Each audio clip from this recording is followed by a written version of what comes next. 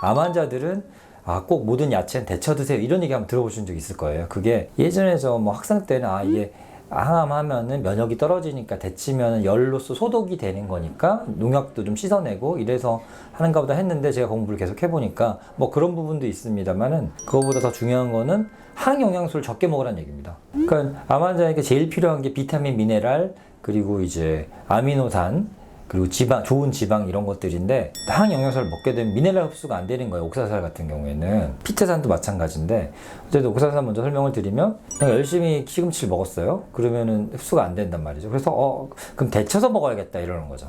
데쳐서 먹으면 옥살산이 줄어들어요. 근데 철분도 줄어들어요. 결국은 뭐 큰 의미가 없게 돼버리는 거죠. 시금치는 되도록 저는 권하지는 않고, 그리고 뭐 소위 말해서 뭐 여러 가지 종류를 얘기하면 어렵지만은 억센 풀 같은 거는 먹지 말자.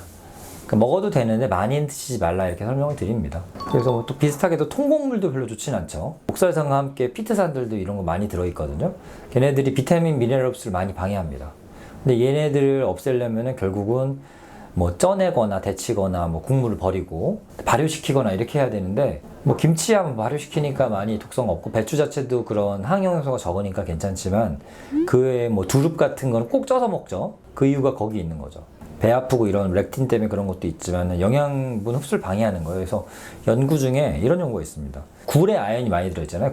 굴을 많이 먹고 피 검사를 1시간마다 한 거예요. 그러니까 피 혈중 아연 농도 이렇게 올라가죠. 흡수가 되면서. 근데 굴이랑 시금치를 같이 먹었더니 먹은 사람은 훨씬 적게 올라가는 거예요. 그랬다는 것은 같이 먹으면 안 되는 식품인 거죠. 쉽게 얘기하면. 아연 흡수 측면으로 생각한다면 그런 걸 하나 밝혀졌고, 물론 이제 그게 데이터가 모든 영양소를 대변하는 건 아니지만, 굴이 뭐 건강에 좋다는 건 단백질 뭐 이런 것들도 있지만 아연 성분이 크잖아요. 게다가 이제 현대의 이제 농업 같은 경우에는 이제 질소 비료로 통해 성장한 거란 말이에요. 그러니까 원래는 척박한 땅에 질소 비료만 해도 애들이 잘 크니까. 이러면서 식물의 생장에는 도움이 되지만 실제로 그 지력이라고 하죠. 땅에 있는 힘, 그러니까 풍부한 미네랄 이런 것들이 사실 현대 농업에서는 별로 없죠. 왜냐면 지력이 안 좋은 곳에 비료로 키웠으니까. 비슷한 원리로 사하라, 이쪽 아프리카 사막에서 이제 바람을 타고 황사처럼 대서양을 건너서 남미로 간대요.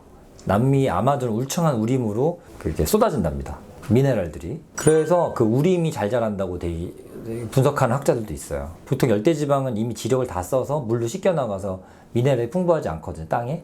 근데 이제 그렇게 날아가서, 그러니까 그만큼 미네랄이 중요한데, 현대 농업에서 키운 아무리 스마트 농법이니 뭐니 해도 미네랄이 부족하다는 거죠. 현대의 어떤 그런 농법으로 기른 것들은 자연산이 아니니까. 그러니까 이제 미네랄 부족을 해결할 수가 없었던 거죠. 근데 거기에 이제 옥살산이 풍부한 걸 먹거나 피트산, 이 풍부한 통곡물, 현미 같은 걸 먹으면 가뜩이나 없는 미네랄을 더 부족을 심화시킬 수 있다는 거죠. 이 항암 환자들은 가뜩이나 이제 영양소, 이제 미네랄 포함한 게 많이 필요한데 흡수도 잘 안 돼요. 항암할 때는 점막들이 상하니까. 그런 상황에서 이런 항영양소까지 같이 먹게 되면 더 가뜩이나 없는데 더 흡수가 안 되는 거죠. 그러니까 이제 옛날 유행했던 뭐 생식이라던가 이런 것들이 지금은 아무도 안 하잖아요. 무슨 생식 이런 거 했던 게, 이유가 항영양소까지 같이 먹어버리니까 나는 미네랄 많이 먹었어. 하지만 내 것은 없죠. 왜냐면 입으로 들어온 건 맞지만 다 그냥 대변이나 이런 식으로 나갔을 테니까.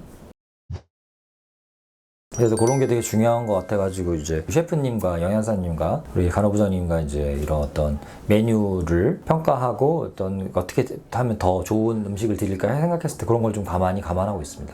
그렇다고 뭐 절대 먹지 않을 수는 없어요. 좋은 것만 드릴게요 하면서 먹다가 너무 맛이 없다 이런 얘기가 나오면 먹기가 싫어지니까 그런 부분도 생각해야 돼서, 이왕이면 뭐 그런 아까 말씀드린 그런 거 통곡물은 좀 지양하려고 하고 있습니다. 보통 어르신들이 이제 나는 당뇨가 있으니까 현미밥 먹을래 아니면 잡곡밥 먹을래 하는데, 그런 행위들이 어떻게 보면 비타민 미네랄 흡수를 방해하는 행위였던 거죠. 근데 정상인 성인은 괜찮은데 연세가 드시고 항암하거나 이런 힘든 일이 있을 때는 그런 피트산, 옥살산들을 먹으면 비타민 미네랄 흡수가 방해돼서 1차적으로 안 좋고, 두 번째로는 걔네들이 뭐 이런 글루텐 같은 것도 많이 있다 보니까 글루텐이나 밀배아 응집소라고 해서 우리 몸에 들어오면은 알레르기 반응을 일으키는 것들이 많아요. 그런 걸 나는 몸이 좋다고 열심히 먹었지만 사실은 별 도움이 안 되는 거죠. 그래서 콩에도 뭐 그런 게 많습니다. 콩 자체가 영양이 많다고는 하지만 아까 그런 항영양소들 때문에 흡수가 잘 안 되는, 단백질 포함해서 안 되는 단점도 있고, 그리고 콩 자체가 뭐 단백질 함량은 많죠. 인간이 못 만드는 단백질을 많이 먹어줘야 돼요. 필수 아미노산이라고 하거든요. 그런 게 많이 필요한데 콩에는 불완전해요. 그래서 채식하시는 분들이 건강에 안 좋은 경우가 많고, 그러니까 동자승한테도 고기 먹이잖아요. 그 이유가 거기에 있는 겁니다. 생장기 때는 더욱더 필수 아미노산이 많이 필요한데 이제 걔네들한테 채식을 하라고 하면은 불균형해지니까, 어떻게 보면 지금 현재 대중적으로 많이 알려진 그런 상식을 좀 파괴하는 논문들이 많이 나오고 있죠, 요새는.